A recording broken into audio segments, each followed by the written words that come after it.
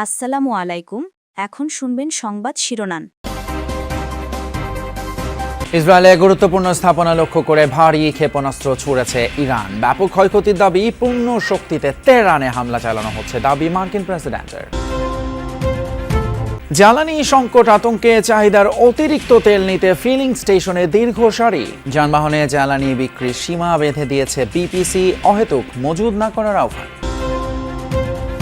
প্রধানমন্ত্রীর প্রথম ইফতার আয়োজন কূটনীতিকদের সম্মানে। জাতিসংঘ সাধারণ পরিষদে বাংলাদেশের প্রার্থীকে সমর্থন দিতে সদস্য দেশগুলোর প্রতি আহ্বান। শুধু প্রতিবাদ নয়, অন্যায়ের বিরুদ্ধে গড়ে তোলা হবে প্রতিরোধ। মন্তব্য জামায়াত আমিরের। ২৪-এর চেতনা সমুন্নত রাখার প্রত্যয়। আসসালামু আলাইকুম। এতক্ষণ দেখছিলেন সংবাদ শিরোনাম, এখন দেখবেন বিস্তারিত। ইরানের একের পর এক মিসাইল হামলায় কেঁপে উঠল ইসরায়েল। শুক্রবার বেন গুরিয়ন বিমানবন্দর, হাইফা পোর্ট সহ রাজধানী তেল আবিবের বিভিন্ন স্থানে ক্ষেপণাস্ত্র হামলার কথা জানিয়েছে ইরানের বিপ্লবী গার্ড বাহিনী। মিসাইল ছোড়া হয় কাতার, বাহরাইন সহ আরব দেশগুলোর মার্কিন ঘাঁটিতে। এদিকে ইরানের পররাষ্ট্রমন্ত্রী আব্বাস আরাকচি হুঁশিয়ারি দিয়ে বলেন, কোনো ধরনের যুদ্ধবিরতির জন্য আহ্বান জানায়নি ইরান। সমঝোতা নয়, বরং শেষ পর্যন্ত লড়াই চালিয়ে যাওয়ার লক্ষ্যে ইরানিরা যুদ্ধ করছে বলেও জানান তিনি। খোররাম শহর, খাইবার আর ফাতার মতো একের পর এক মিসাইল ছুটে যাচ্ছে ইসরায়েলি ভূখণ্ড লক্ষ্য করে। শুক্রবার অভিযানের পরিধি আরও বাড়িয়েছে ইরান। তেল আবিব সহ ইসরায়েলের বিভিন্ন স্থানে সফলভাবে আঘাত হানে এসব ক্ষেপণাস্ত্র। বিশেষ করে ইসরায়েলের রাজধানীর কেন্দ্রস্থল এবং বিভিন্ন বাণিজ্যিক অবস্থানে বিস্ফোরিত হয় এসব মিসাইল। আগুন জ্বলতে দেখা যায় হাইফা বন্দর সহ বিভিন্ন স্থানে। এর পাশাপাশি ইসরায়েলের সবচেয়ে বড় এবং প্রধান বিমানবন্দর বেন গুরিয়নও আঘাত হানে ইরানি ক্ষেপণাস্ত্র। এ অবস্থায় আন্তর্জাতিক গণমাধ্যম এনবিসিতে দেওয়া সাক্ষাৎকারে ইরানের পররাষ্ট্রমন্ত্রী আব্বাস আরাকচি হুঁশিয়ারি দিয়ে বলেন, কোনো ধরনের সমঝোতা কিংবা অস্ত্রবিরতিতে যাবে না ইরান, অব্যাহত থাকবে লড়াই। আমরা অস্ত্রবিরতির কোনো প্রস্তাব দেইনি, কারণ আমরা সমঝোতা চাই না। এই লড়াই চলবে। ইরানের ভূখণ্ডেই ইসরায়েল ও যুক্তরাষ্ট্রের পতন হবে। এদিকে অব্যাহত আছে আরব দেশগুলো অবস্থিত মার্কিন ঘাঁটিতে ইরানের ড্রোন ও ক্ষেপণাস্ত্র হামলা। রাতে কুয়েতের আল সালিম মার্কিন ঘাঁটিতে ব্যাপক হামলা চালানো হয়। এর পাশাপাশি জর্ডানের ইরবিদ শহরেও চলে আইআরজিসির অভিযান। এ অবস্থায় মুসলিম দেশগুলোর ওপর কোনো ধরনের হামলা হয়নি বলেও দাবি তেহরানের।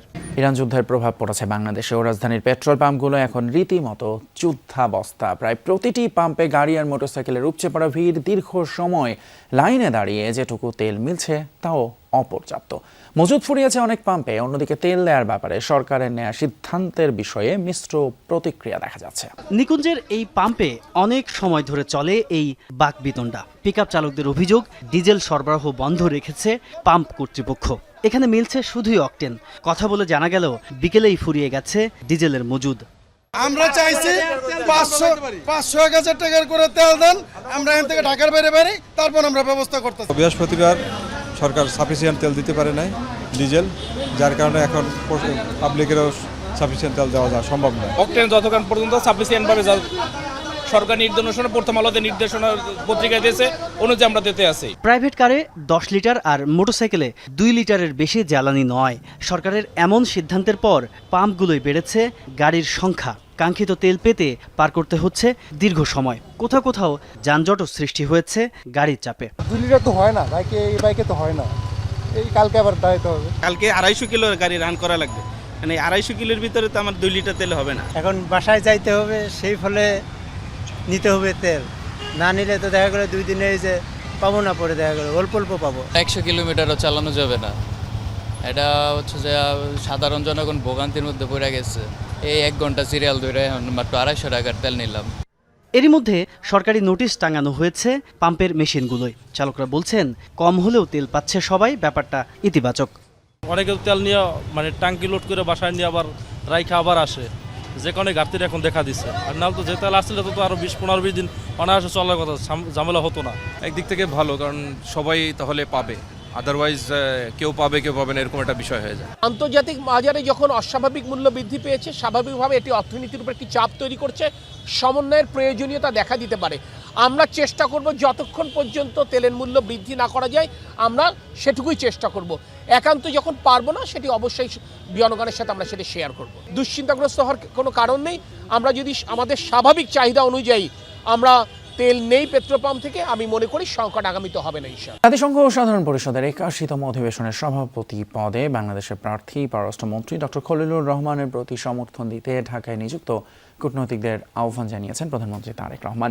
রাষ্ট্রীয় অতিথি ভবন যমুনায় কূটনৈতিকদের সঙ্গে ইফতারে প্রধানমন্ত্রী বলেন, বহির্বিশ্বের সঙ্গে বাংলাদেশের সম্পর্ক হবে পারস্পরিক স্বার্থ ও মর্যাদার ভিত্তিতে। প্রতি রমজানের শুরু থেকেই রাজনৈতিক দল হিসেবে বিএনপি নানা পেশাজীবী ও দলীয় অঙ্গ সংগঠনের উদ্যোগে ইফতার মাহফিলের আয়োজন করত, কিন্তু এবার ব্যতিক্রম। সরকার গঠনের পর কৃচ্ছ্রতা সাধনের অংশ হিসেবে এমন আয়োজন থেকে বিরত থাকার নির্দেশ দেন প্রধানমন্ত্রী তারেক রহমান। সরকার প্রধান হিসেবে নিজের বরাদ্দকৃত বাসভবন যমুনায় আনুষ্ঠানিকভাবে না উঠলেও প্রথম কোনো আয়োজন করলেন কূটনীতিকদের সম্মানে। ঢাকায় নিযুক্ত বিভিন্ন দেশের কূটনীতিকদের সাথে পরিবারের বাইরে রোজায় প্রথম কোনো ইফতারে যোগ দিলেন প্রধানমন্ত্রী, যেখানে যোগ দেন প্রায় সব দেশের রাষ্ট্রদূত। পরিবারের সদস্যদের নিয়ে কুশল বিনিময় শেষে ইফতার পূর্ব সংক্ষিপ্ত বক্তব্য রাখেন তারেক রহমান। জাতিসংঘ সাধারণ পরিষদের সভাপতি পদে বাংলাদেশের প্রার্থীকে বিজয়ী করতে সদস্য দেশগুলোর প্রতি আহ্বান জানান Tarique Rahman. To introduce our candidate for the presidency of the 81 session of the United Nations General Assembly, Foreign Minister Dr. Khalilur Rahman. Through this nomination, we demonstrate our enduring revolt for constructive global engagement. I look forward to your government's support to his candidature. জুলাইয়ের চেতনা সমুন্নত রাখতে 11 দলীয় ঐক্যে যে কোনো ত্যাগ স্বীকারে প্রস্তুত বলে মন্তব্য করেছেন জামায়াত ইসলামের আমির ডক্টর শফিকুর রহমান। সাবেক দুই উপদেষ্টার কর্মকাণ্ড প্রসঙ্গে তিনি বলেন, অপরাধ করে কারো নিস্তার নেই। এর আগে দলটির সেক্রেটারি জেনারেল মিয়া গোলাম পরওয়ার ইলেকশন ইঞ্জিনিয়ারিং এর অভিযোগ এনে বিদায়ী অন্তর্বর্তী সরকারের উপদেষ্টা রিজওয়ানা হাসান এবং পররাষ্ট্রমন্ত্রী খলিলুর রহমানকে গ্রেপ্তারের দাবি করে। বিশিষ্ট ব্যক্তিদের সম্মানে রাজধানীর বিজয়নগরের একটি হোটেলে ইফতার মাহফিলের আয়োজন করে খেলাফত মজলিস। বিভিন্ন রাজনৈতিক দলের নেতাকর্মী ও সমাজের গণ্যমান্য ব্যক্তিরা এতে অংশ নেন। ইফতার অনুষ্ঠানে যোগ দিয়ে সংসদের বিরোধী দলীয় নেতা ডাক্তার শফিকুর রহমান বলেন, জুলাই না আসলে দেশে নির্বাচনই হতো না, তাই জীবন থাকতে 24-এর চেতনাকে হারিয়ে যেতে দেয়া হবে না। যে 24 মানুষের জীবনের মূল ঘুরিয়ে দেওয়ার জন্য এসেছিল, যে 24-এর অসংখ্য যোদ্ধা জীবন দিয়ে দুনিয়া থেকে বিদায় নিয়েছে, আমাদের ঘাড়ের উপর তাদের লাশ রেখে গেছে। আমরা সেই লাশের অবমাননা করব না, করতে দিব না। এর আগে দুপুরে বায়তুল মোকাররম উত্তর গেটে বিক্ষোভ কর্মসূচির আয়োজন করে জামাত ইসলামী। নির্বাচনে কারচুপির অভিযোগে অভিযুক্ত করা হয় বিদায়ী অন্তর্বর্তী সরকারের উপদেষ্টা রিজওয়ানা হাসান ও পররাষ্ট্রমন্ত্রী খলিলুর রহমানকে। তাদের গ্রেফতারের দাবি জানান দলের সেক্রেটারি জেনারেল অধ্যাপক মিয়া গোলাম পরওয়ার। এত বড় ইঞ্জিনিয়ারিং হলো আর আপনি বললেন যে আমরাই স্পেন স্ট্রিমে আসতে দেয়নি। আপনার কথাই তো সাক্ষী দেয় যে আপনি আমাদেরকে নির্বাচনে মেজরিটি হতে বাধা দিয়েছেন। করিডর কিছু নেই, নিয়মতান্ত্রিকভাবে আমরা এটার জুডিশিয়াল বিচার বিভাগীয় তদন্ত দাবি করছি। সাবেক দুই উপদেষ্টা সহ ইলেকশন ইঞ্জিনিয়ারিং এর অভিযোগের বিচার বিভাগীয় তদন্ত দাবি করেন বক্তারা। সমাবেশ শেষে বায়তুল মোকাররমের উত্তর গেট থেকে বিক্ষোভ মিছিল বের করে নেতাকর্মীরা।